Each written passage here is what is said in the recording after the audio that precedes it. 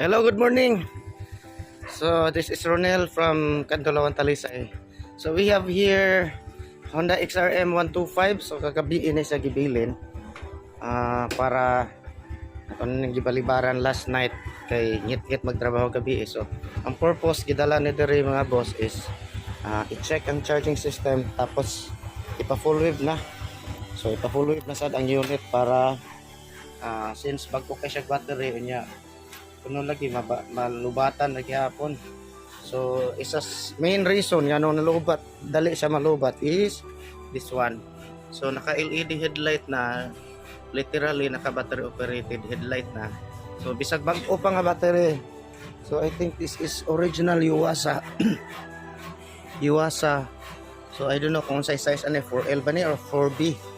So before ta mag-proceed sa pag-operate, so ato unang i-check ang charging system.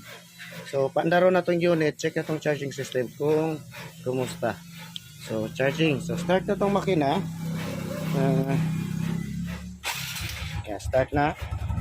Engine starting na. So enter na to ato ang kuan, tapos check na tong charging system kung ansa.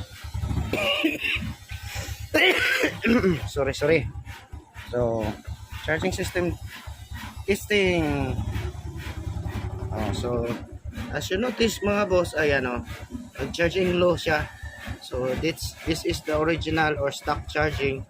So far charging low siya. Isa sa reason nga dali siya malubat. So try na tong solusyonan ato na i-full wave. So stay tuned lang mga boss. Yan.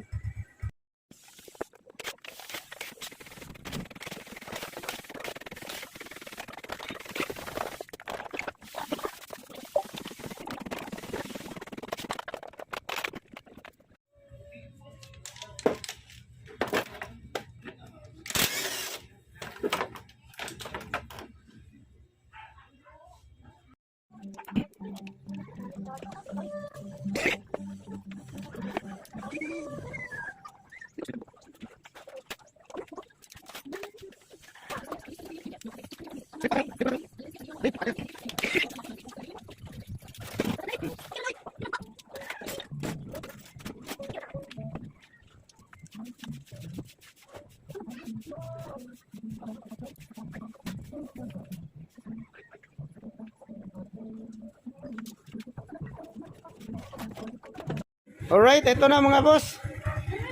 This is the finished product. So tapos na tayo. Yan intact na yung wiring natin dito, intact na. So as you notice, walang putol, wala tayong pinutol na wire dito sa socket. So lahat naka-intact. Ato lang sa balay. Okay. So intact na. Tapos na din tayong opera dito. So tapos nang mag-opera, okay na. So ngayon i-test na natin kung gumagana na nga ba. Kanina charging low to So try natin na teka sana yung natin na screwdriver palihog na kuya. Flat screw. Okay. Ito nga.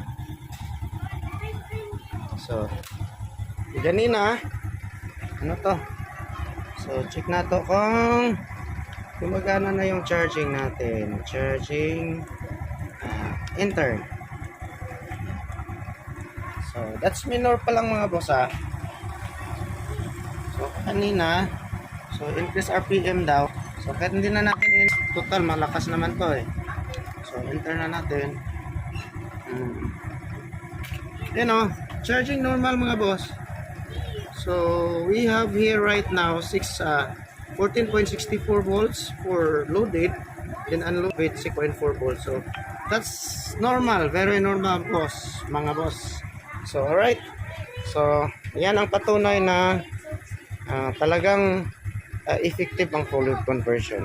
So sa mga hindi pa hindi pa nakapa-full wave dyan, pwede kayong mag-message sa inbox para pag-usapan natin kung kailan natin schedule yung motor natin. Okay, that's all for today. Goodbye. Bye-bye.